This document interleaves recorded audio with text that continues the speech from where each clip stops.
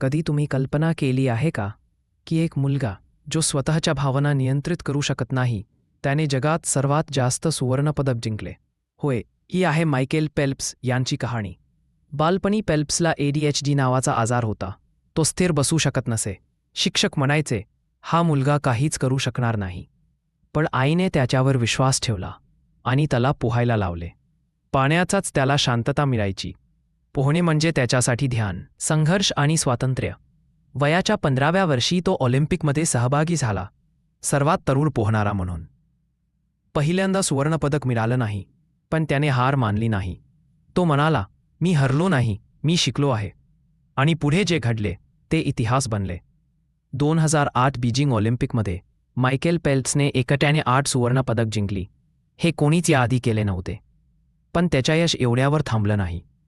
त्याच्या नावावर आज 23 सुवर्णपदके, 28 एकूण ऑलिम्पिक मेडल्स, जगात सर्वाधिक.